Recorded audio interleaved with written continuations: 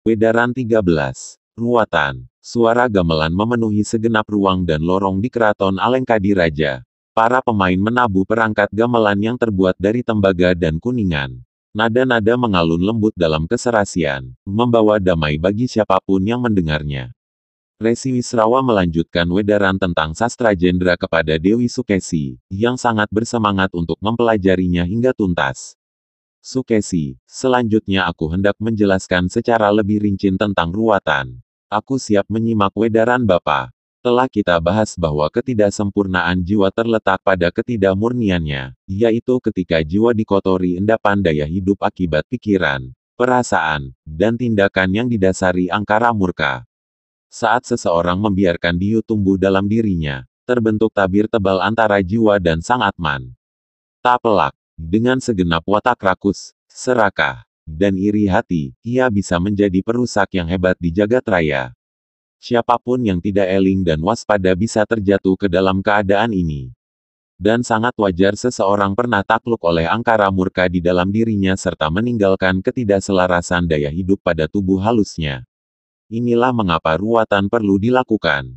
Ruwatan adalah tahapan menjernihkan jiwa raga seutuhnya sehingga muncul kecemerlangan jiwa yang berakar pada sang Atman. Siapa yang harus meruat, Bapa? Diri kita sendiri atau orang yang kita anggap guru atau tetua rohani. Kita perdalam lagi perlahan-lahan soal ruwatan agar jelas siapa yang harus melakukannya. Diri sendiri atau orang lain, Resi Wisrawa menjawab sembari tersenyum. Inji Bapa. Pertama-tama, yang perlu diruat adalah nalar. Nalar yang dipenuhi pemikiran yang tidak sesuai kenyataan adalah pangkal dari kemandekan, bahkan kemunduran, dalam laku rohani. Pemikiran sempit dan kepercayaan tentang Tuhan, hukum Tuhan, dan hidup tak sedikit yang belum terbukti kebenarannya.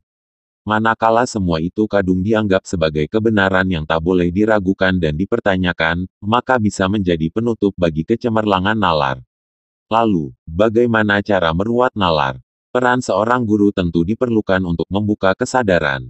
Tapi pada akhirnya masing-masing pribadilah yang bisa meruat diri sendiri, yaitu dengan mengubah caranya bernalar. Setiap orang perlu mengerti bahwa yang layak dipegang teguh adalah kebenaran sejati yang ditemukan melalui pengalaman dan pendalaman diri pribadi. Bukan sesuatu yang dikatakan orang lain. Apapun yang dikatakan orang lain meskipun sangat dihormati, jika kita belum dibuktikan sendiri, harus ditempatkan sebagai sesuatu yang masih perlu diuji. Tak perlu langsung diterima maupun disangkal. Jadikan itu sebagai pemicu untuk menyingkap kebenaran dalam tuntunan dari sang guru sejati. Terkait daya hidup dalam diri kita, nalar bisa diruat sinar suci yang mengalir dari pusat hati. Itu bisa dilakukan dengan terhubung kepada guru sejati, lalu secara sadar meniatkan sinar suci mengalir dari pusat hati ke otak kita. Tentu saja orang lain bisa membantu untuk melakukan ruwatan.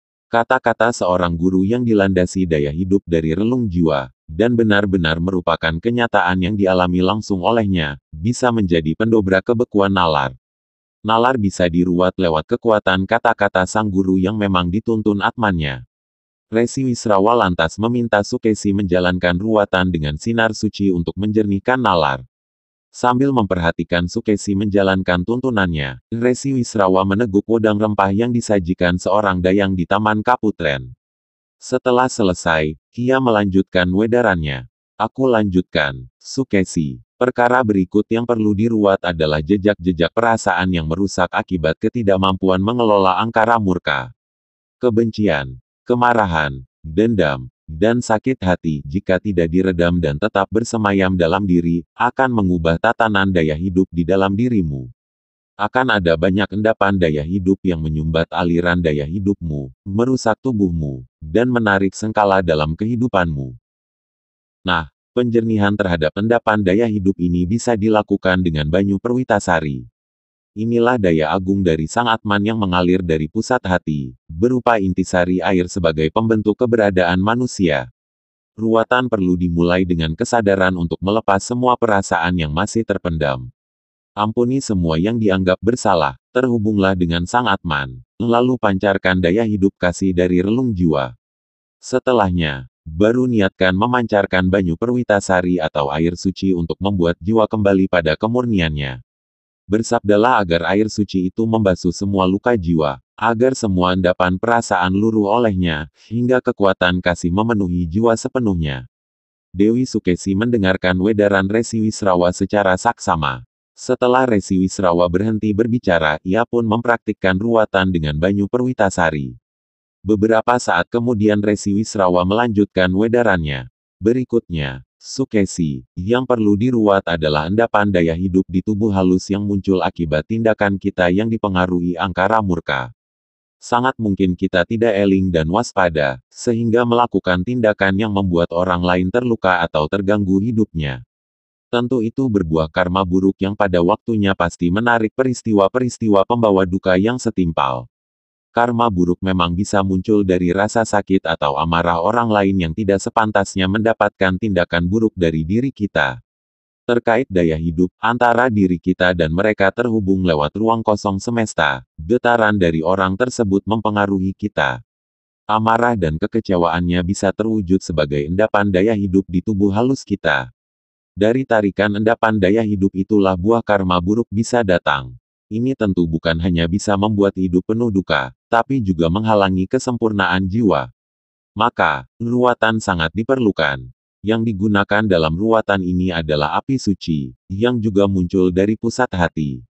Api suci adalah daya agung dari diri sejati yang menggunakan intisari api di dalam diri. Tahapannya mirip dengan ruwatan menggunakan air suci. Kita terhubung terlebih dulu dengan guru sejati. Dengan tuntunannya, kita lalu menyapa semua jiwa yang pernah disakiti. Lalu dengan penuh kesadaran kita meminta pengampunan, sembari mengalirkan daya hidup kasih kepada mereka. Berikutnya, kita sabdakan api suci menyala dari pusat hati, membakar semua benih karma buruk yang berada di tubuh halus kita. Sukesi kemudian menjalani ruwatan api suci. Ia merasakan kejadian berbeda dibandingkan sebelumnya. Resi Wisrawa melanjutkan uraiannya. Sukesi, jiwa bisa juga menjadi tidak murni karena seseorang bekerja sama dengan makhluk-makhluk dari alam halus yang memiliki sifat diu atau angkara murka. Orang-orang tertentu, karena sangat berhasrat pada kesaktian dan ingin bisa menaklukkan orang lain, memilih untuk bekerja sama dengan siluman, dedemit, dan sebangsanya, yang sama-sama ingin memanfaatkan manusia. Hal seperti ini pada ujungnya akan membuat jiwa menjadi tidak murni. Jiwa akan dirasuki makhluk alam lain dan muncullah tabir antara sang jiwa dan guru sejatinya. Bukan hanya itu, daya hidup murninya bisa disedot dan ia bisa terdorong untuk menumbalkan orang lain. Ada juga seseorang yang ketempelan makhluk demikian tanpa sadar dan tak pernah meminta. Ada juga orang yang menjadi korban dari pihak lain yang berusaha menjerat, mengendalikan pikiran, atau merusak tubuhnya.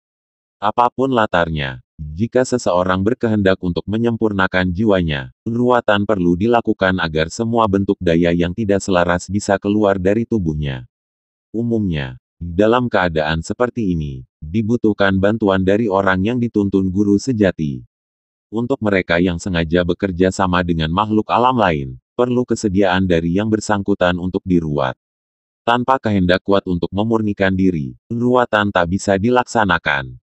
Sedangkan untuk orang yang dirasuki tanpa sengaja, atau menjadi korban pihak lain, tentu penanganannya lebih mudah karena yang bersangkutan pasti mau diajak memurnikan jiwanya. Apa yang Bapak jelaskan telah aku mengerti. Ini akan menjadi lakuku, dan aku pun akan berbagi kepada siapa saja yang memang membutuhkannya. Ya, Sukesi, walau kita sudah pernah berjumpa dengan Dewa Ruci, bukan berarti jiwa kita pasti murni. Kita masih harus terus meruat diri. Baik Bapak. Oh, iya, aku sering menyaksikan ruwatan dalam bentuk upacara. Apakah itu memang bisa berguna untuk benar-benar menjernihkan jiwa raga? Apapun caranya, yang penting kesadaran pribadi yang diruat benar-benar bertumbuh, mengerti tentang mengapa ruwatan itu dilakukan, dan tahu bagaimana penjernihan jiwa terjadi.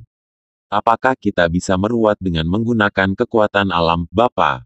Tentu bisa. Ada ruwatan yang menggunakan air murni dari mata air, dengan cara mandi di pancuran, kungkum atau berendam. Ada juga yang menggunakan api seperti melalui upacara api suci. Ada banyak cara untuk meruat diri, yang penting semua didasari keterhubungan terlebih dulu dengan Sang Atman. Terima kasih atas semua wedarannya Bapak.